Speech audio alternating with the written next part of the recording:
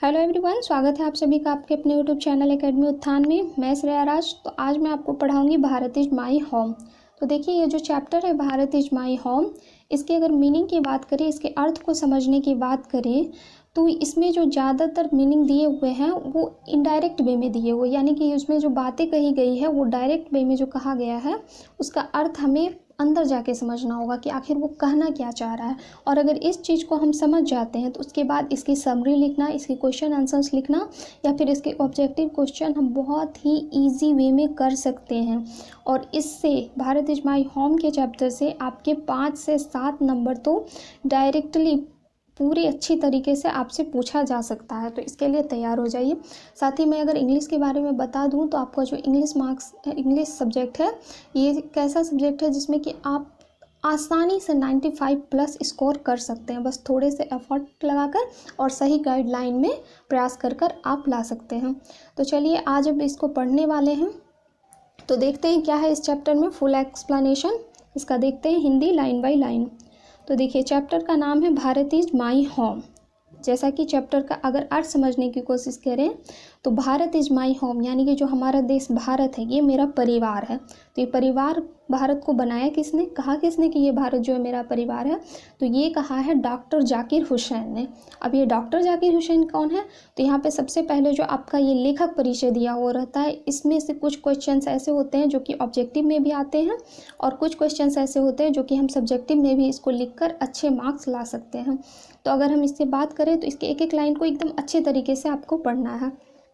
तो देखिए, doctor Zakir Hussain 1897 to 1969, ये क्या दिया हुआ है? तो ये दिया हुआ है कि डॉक्टर जाकिर हुसैन का जो जन्म हुआ था वो 1897 में हुआ था और उनकी मृत्यु जो हुई 1969 में हुई थी।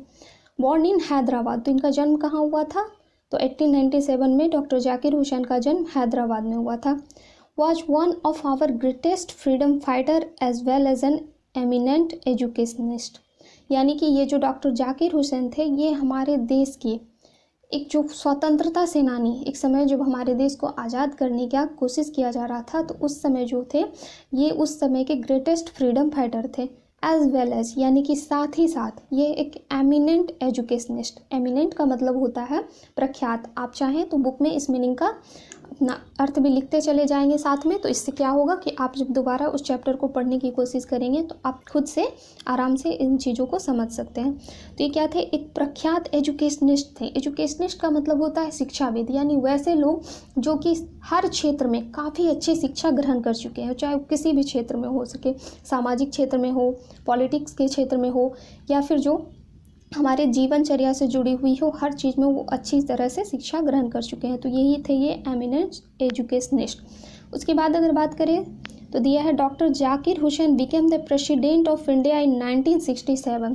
तो आपको पता है कि डॉक्टर जाकिर हुसैन जो है ये हमारे देश के तीसरे राष्ट्रपति रह चुके हैं। इनके बारे में 2 क्वेश्चन अराइज होते हैं। एक तो ये होता है कि हमारे देश को जो थर्ड राष्ट्रपति, थर्ड प्रेसिडेंट थे वो कौन है? तो डॉक्टर जाकिर हुसैन। और इसमें एक दूसरा क्वेश्चन ये पूछा जाता है कि हमारे देश के फर्स्ट मुस्लिम राष्ट्रपति कौन थे? तो ये भी थे डॉक्टर जाकिर हुसैन। और ये भारत के प्रेसिडेंट कब बने? तो 1967 में बने। देखिए, 1967 में ये प्रेसिडेंट बने और 1969 में इनकी डेथ होगी, यानी कि इनका कार्यकाल जो था ये पूरा 2 साल रहा है। अर्लियर का मतलब होता है पहले, एक फर्दर होता है जो आगे की बात कही जाती है, एक अर्लियर होता है वो पहले की बात कही जाती है।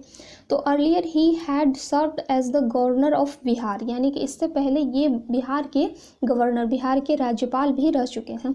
Bharat is my home is an extract from the speech he gave in 1967 after taking the oath as president. देखिए इसमें क्या दिया हुआ है कि भारत इज माई होम जो है ये एक एक्सट्रैक्ट है। एक्सट्रैक्ट का मतलब होता है एक अंश है, जैसे बड़ा कोई पार्ट है तो उससे एक छोटा सा पार्ट अगर निकाल दिया जाए तो वही एक्सट्रैक्ट कहलाता है। तो ये एक्सट्रैक्ट, ये अंश लिया कहाँ से गया है? तो जब इन्होंने भारत के राष्ट्रपति की शपथ ली तो शपथ लेने के बाद ये जो स्पीच दिए तो उसी स्पीच से एक छोटा सा पार्ट इसमें निकाल कर दे दिया गया है, वो दिया गया है भारत इज माई होम।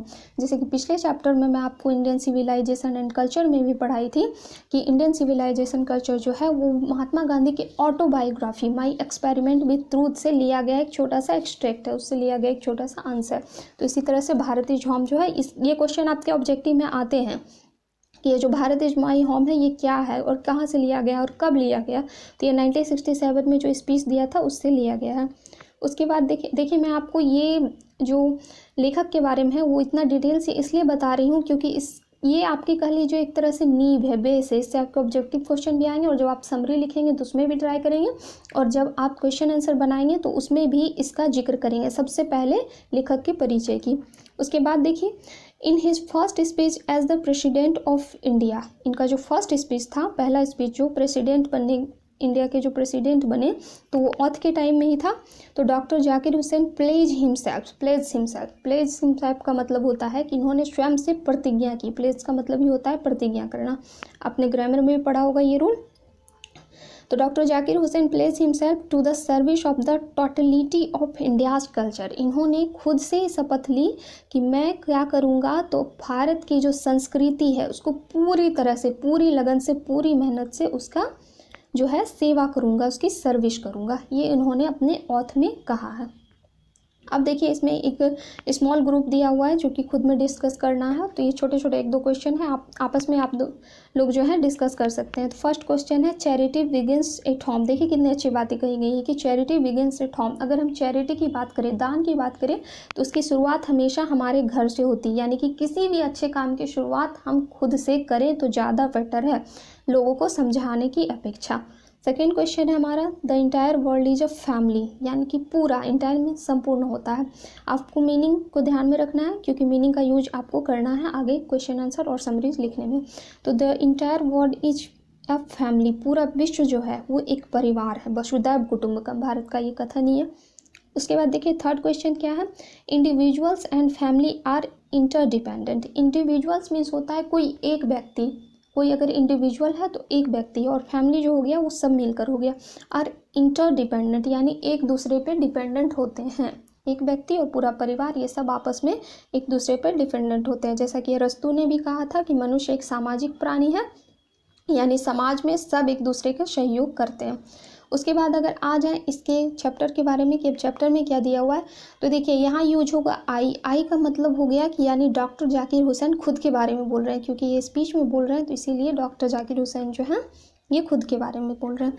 तो आई मस्ट कन्फेस, सबसे पहले कन्फेस की अगर मीनिंग की बात करें तो कन्फेस का मतलब होता है कि स्वीकार करना, किसी भी चीज़ को एक्सेप्ट करना। तो आई मस्ट कन्फेस, मुझे यह अवश्य स्वीकार करना चाहिए कि आई एम ओवरवेल्म्ड। ओवरवेल्म्ड का मतलब होता है कि विश्वास के तले दब जाना। कोई भी अगर आपको पे विश्वास कर रहा है तो आप उसके नीचे दब गए हैं। जैसे कि मान लीजिए अभी आपके एग्जाम्स है तो आपके पेरेंट्स जो है वो आप पे विश्वास कर रहे हैं कि मेरा बच्चा अच्छा करेगा, अच्छे स्कोर्स लाएगा, तो आप क्या है उन विश्वास के नीचे दब चुके हैं कि हाँ मैं ऐसा करूँगा। तो यही होता है आपका ओवरवेल्म।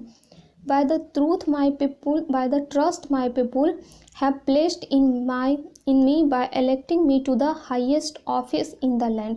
देखिए कितनी अच्छी बातें कही गई हैं कि मैं उनके विश्वास के तले दब चुका हूँ, मेरे देश के लोगों के भरोसे के तले दब चुका हूँ, जिन्होंने कि मुझे इस सर्वोच्च पद के लिए, जो हमारा राष्ट्रपति का पद होता है, राष्ट्रपति प्रथम नागरिक होता है, सबसे सर्वोच्च पद है देश का राष्ट्रपति का पद, उनके लिए चुना है। तो लोगों के लिए मैं पूरी तरह से उनके ट्रस्ट के लिए पूरी तरह से मैं उनके विश्वास के तले दब चुका हूँ कि उन्होंने मुझे इतने बड़े पद के लिए चुना है और मैं क्या करूँगा, तो उनका विश्वास को हमेशा बनाए रखूँगा, ऐसा इनका कहना है। ये पूरा नहीं किया गया क्योंकि आपको पता है कि ये एक एक्सट्रैक्ट है, आंस लिया गया। उसके बाद देखिए क्या दिया गया है, doctor Radhakrishna about the presidency A mental equipment. Doctor Radhakrishnan जो थे, अब ये डॉक्टर राधाकृष्णन कौन थे, तो डॉक्टर राधाकृष्णन जो डॉक्टर जाकिर हुसैन के पहले यानी कि भारत के सेकेंड प्रेसिडेंट रह चुके हैं डॉक्टर राधाकृष्णन। और ये शिक्षक दिवस भी आप लोग 5 सितंबर को मनाते हैं, तो वही डॉक्टर राधाकृष्णन जो थे। तो doctor Radhakrishnan brought to the presidency mental equipment. Mental equipment का मतलब यहाँ हो गया मानसिक मजबूती, यानी हमारे दिमाग में जो एक मजबूती होती है किसी भी चीज़ को करने में, डेवलप करने में जो मजबूती होती है, तो उसको मंत्रालय में कौन लाया, प्रेसिडेंसी में कौन लाया, तो ये डॉक्टर राधाकृष्णन लाए थे। और इसके साथ ही क्या लाए, तो डिग्री ऑफ एरुडेशन, यानी कि ज्ञान का स्तर। एरुडेशन देखिए एक वर्ड है, एक तरह से रूट वर्ड कह लीजिए एरुडेशन, जो कि एजुकेशन का ही एक पार्ट है, यानी शिक्षा से रिलेटेड है। तो हमारे जो शिक्षा के स्तर को लाए थे कौन, doctor Radhakrishnan. And wealth of experience, wealth of experience, यानी कि एक्सपीरियंस जो अनुभव का धन लाए थे। देखिए अनुभव जीवन में बहुत मायने रखता है। जैसे कि आप अभी जो एग्ज़ाम देने जा रहे हैं उस एग्ज़ाम को मैं दे चुकी हूँ, उसमें अच्छे मार्क्स स्कोर कर चुकी हूँ, तो मुझे इस बात का अनुभव हो चुका है कि कहाँ कैसे क्या पढ़ना चाहिए, क्या लिखना चाहिए ताकि मेरे अच्छे मार्क्स आ चुके। तो अगर ये अनुभव मैं आपके साथ शेयर करती हूँ तो ये आपके साथ भी ये काफ़ी अच्छा एक्सपीरियंस होगा। तो इसीलिए कहा गया है कि डॉक्टर राधाकृष्णन जो थे वो हमारे लिए ज्ञान का स्तर लाए, साथ ही एक्सपीरियंस का धन लाए। Rarely to be found anywhere, rarely का मतलब होता है मुश्किल से, जो कि कहीं भी बहुत ही मुश्किल से पाया जाता है।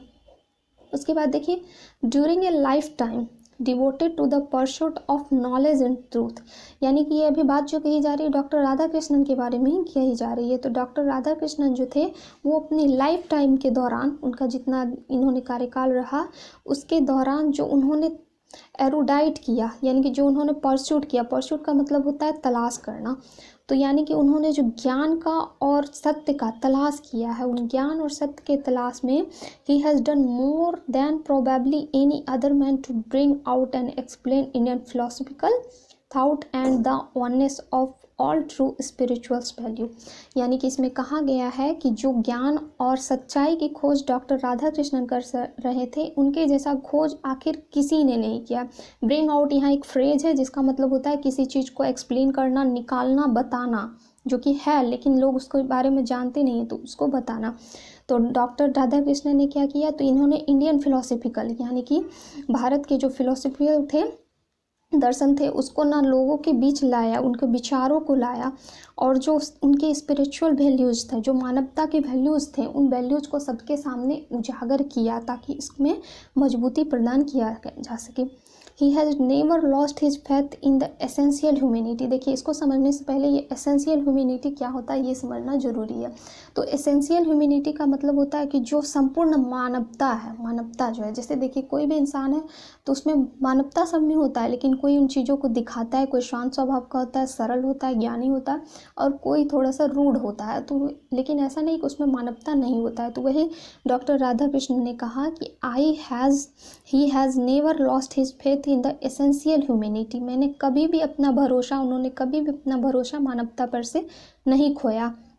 Of man and he himself has never cease to champion the right of all man, यानी कि उन्होंने खुद भी, हिमसेल्फ यानी उन पे जोर डाला जा रहा, तो उन्होंने खुद भी, सीज का मतलब होता है किसी चीज़ को रोकना या बंद करना, तो उन्होंने कभी भी बंद नहीं करना। तो क्या करना, यहाँ चैम्पियन का मतलब सपोर्ट होगा। तो जो ह्यूमन राइट होता है, जो मानव की जो अधिकार है, कौन कौन से अधिकार हैं, लाइफ इन डिग्निटी यानी गौरवपूर्ण जीवन, और उसके साथ ही न्याय और गौरवपूर्ण जीवन जीने के लिए इन्होंने हमेशा सपोर्ट किया और कभी भी उसको नहीं रोका। जैसे कि हमारे संविधान के आर्टिकल 21 में भी, मौलिक अधिकार में भी न्याय, गौरव, इन सब का काफ़ी अच्छा उल्लेख किया गया है। तो ये थी बातें डॉक्टर राधाकृष्णन के बारे में। अब फिर आ गए हैं डॉक्टर जाकिर हुसैन, उन्होंने अपने बारे में फिर से बताना शुरू कर दिया।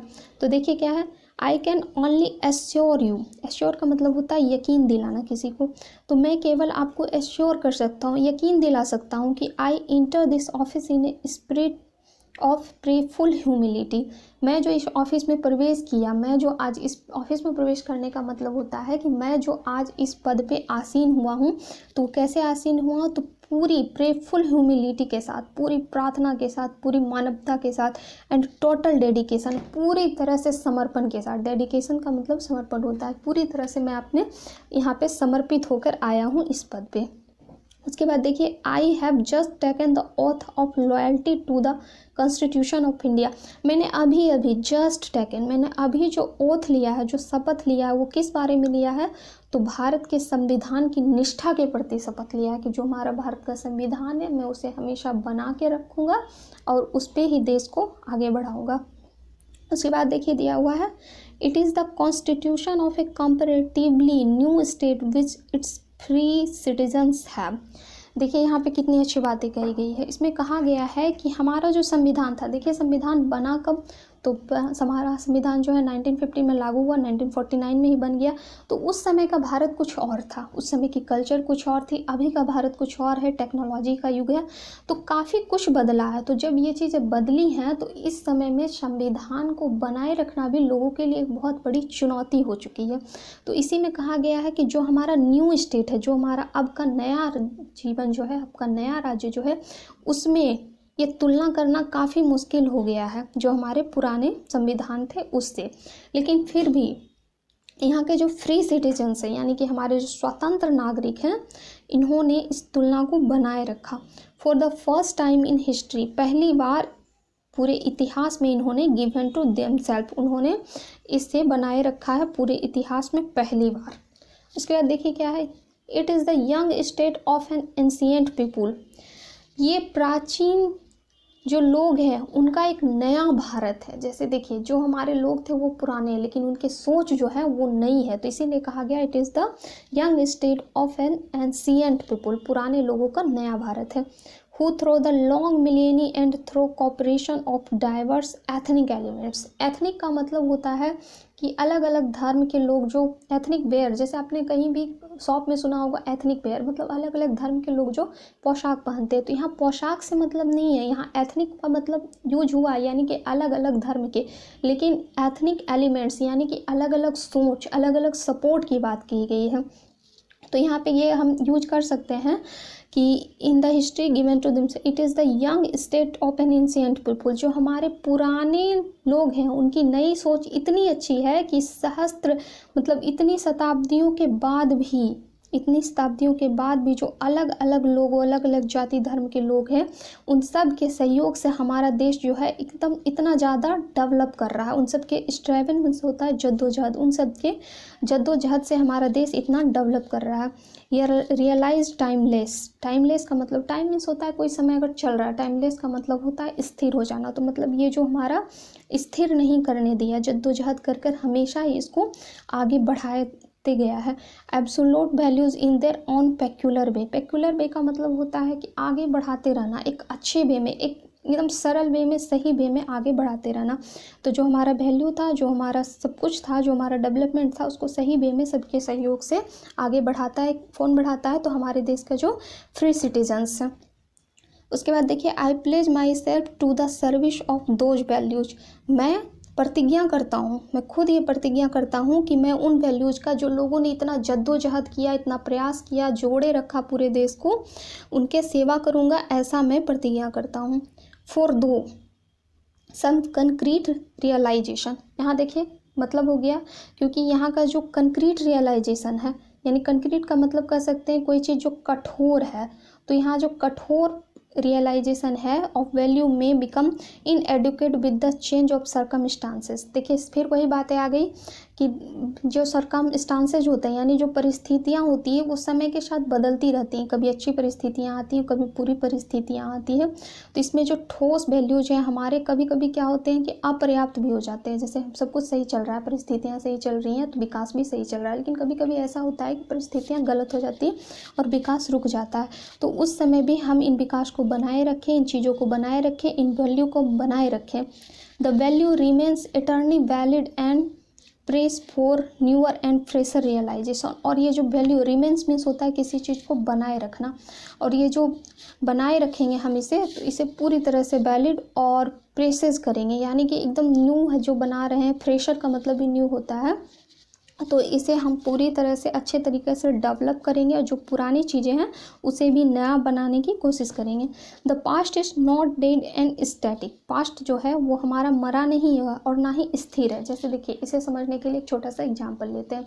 पहले ज़माने में हमारे जो कल्चर थे, जो पहनावा था, वो आज लौट के आ रहा है धीरे धीरे, जैसे हम कहते हैं लेटेस्ट फैशन, वो असल में पीछे का ही हमारा फैशन होता है। तो इससे ये बात साबित हो सकती है कि हमारा जो पास्ट होता है वो ना तो कभी मरता है और ना ही स्थिर होता है, वो चलते जाता है, वो घूम घूम के आते जाता है।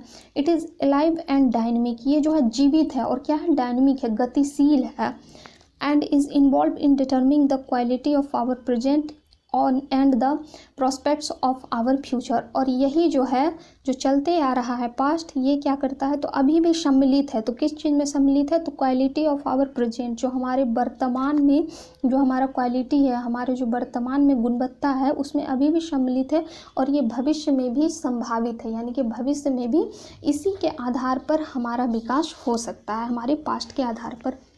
महात्मा गांधी ने भी पुराने युग के बारे में अपने पिछले जो लेसन पढ़ा इंडियन सिविलाइजेशन एंड कल्चर, उसकी काफ़ी तारीफ की और उसके बारे में कहा है कि ये हमेशा बना रहेगा चाहे कितना भी न्यू युग क्यों ना आ जाए।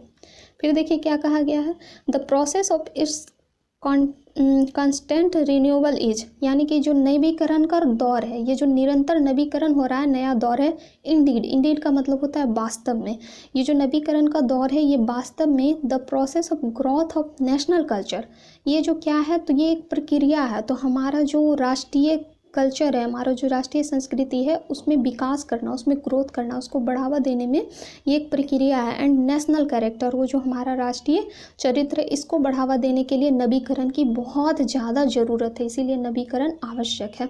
It is a business of education, यह जो है बिजनेस एक तरह का व्यवसाय है। किस चीज़ का तो एजुकेशन का व्यवसाय है। एज आई सी इट, जैसा कि मैं देख सकता हूँ, ये जाकिर हुसैन ने कहा है, जैसा कि मैं देख सकता हूँ कि यह एक नवीकरण का जो है बिजनेस है। As it I see it to minister this constant renewal and I may be forgiven the presumption that my choice to this high office has mainly if not entirely been made on account of होता है जवाबदेही होना किसी चीज़ के प्रति। Account का मतलब तो एक लेखा जोखा वो अलग होता है, लेकिन जब इसमें प्रीपोजिशन ऑफ लगता है तो ये अकाउंट ऑफ हो जाता है जवाबदेही देना। तो क्या कहा गया, account of my long association with the education of my people. अगर इसके मीनिंग समझने की बात कहें तो इसमें कहा गया है कि मुझे ऐसे ही नहीं बना दिया गया आज भारत का राष्ट्रपति, उसके पीछे कुछ तो मेरी मेहनत होगी। तो मेरी मेहनत यह है कि मैंने शिक्षा को, जो मेरा शिक्षा है उसे मैंने हथियार बनाया और इसी वजह से मैं लोगों से लंबे समय से जुड़ा हुआ हूँ, लंबे समय से मैं लोगों से जुड़ा हुआ और इसी वजह से लोगों ने मुझे इतने ऊंचे पद के लिए चुना है। अगर मुझसे कोई गलती हो जाए, मैं इस पे सही तरीके से वर्क नहीं कर सकता हूँ तो उस पर मैं माफ़ी भी ये लोग मुझे दे सकते हैं, फॉरगिवन भी कर सकते हैं, लेकिन इन्हीं के वजह से मैं आज चुना हूँ। ऐसे भी देख सकते हैं तो कोई मिनिस्टर किसी को क्यों बनाया जाता है, उसके काम को देख के, उसके पुराने कर्मों को देख के उसे इलेक्ट किया जाता है। तो इसी तरह से इन्हें भी शिक्षा के जुड़ाव के लिए चुना गया। प्रिजम्पशन का मतलब होता है अनुमान लगाना, तो ये एक तरह से अनुमान लगा रहे हैं।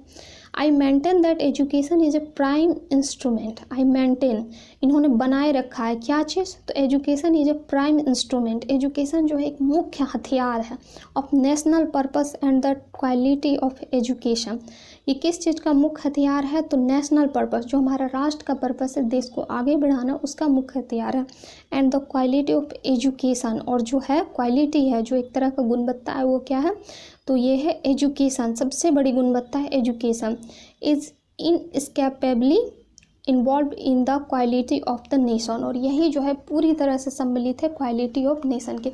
जैसे देखिए इसमें कहने का अर्थ यह है, मैंने आपको पहले भी बताया था कि इसकी मीनिंग कुछ और है, इनडायरेक्ट मीनिंग कुछ और है। तो इसका कहने का मतलब है कि हमारी जो गुणवत्ता है, हमारे देश की गुणवत्ता है, किस पर निर्भर करती है तो हमारे देश की शिक्षा पर, यानी हमारे देश की जो गुणवत्ता है वो हमारे देश की शिक्षा से जानी जाती है। जैसे अगर जापान की बात करें तो वो किस लिए फेमस है तो वो टेक्नोलॉजी के लिए फेमस है। अमेरिका की बात करें तो वो भी टेक्नोलॉजी के लिए फेमस है, डेवलप के लिए फेमस है। तो इसी तरह से भारत जो है वो शिक्षा के लिए फेमस है, यहाँ क्वालिटीपूर्ण जो शिक्षा है उसके लिए भारत फेमस है। तो ये इसमें कहा गया है डॉक्टर जाकिर हुसैन के द्वारा। तो देखिए आज हम इतना तक ही पढ़ेंगे। मैं इसे आपको 2 पार्ट में करवाऊंगी। 2 पार्ट में करवाने का रीज़न है, आप कभी भी कोई भी लॉन्ग चैप्टर पढ़ें तो उसे कभी भी 1 पार्ट में नहीं पढ़ें, उसे 2 पार्ट में पढ़ें। बीच में स्टॉप होने के बाद उस चीज़ को आप इवेलुएट करें, यानी कि आप खुद का मूल्यांकन करें कि आपने उसमें से क्या क्या सीखा है। और आज आपको मैं छोटा सा टास्क दूंगी कि आपने जो जो इसमें पढ़ा है उसकी खुद से एक छोटी सी समरी, आप कमेंट में भी टाइप कर सकते हैं उस समरी को, एक छोटी सी समरी सेल्फ लिखें, ईजी लैंग्वेज में खुद से लिखें। पहले तो लेखक के बारे में छोटे से लिखें, उसके बाद फिर उस जो कहानी है एक्सट्रैक्ट है इसमें क्या क्या लिखा उसके बारे में थोड़ा सा इजी वे में लिखने का कोशिश करें। इससे आप काफ़ी अच्छा इम्प्रूव कर पाएंगे। तो आज मैं इतना ही पढ़ाऊंगी। अगर आप मेरे चैनल पर नए हैं तो इसको सब्सक्राइब कर लीजिएगा, साथ ही अगर अच्छा लगा हो तो लाइक कर दीजिएगा और कमेंट करके बताइएगा कि इसमें क्या आपको और कुछ पसंद चाहिए। चलिए ठीक है, गुड नाइट।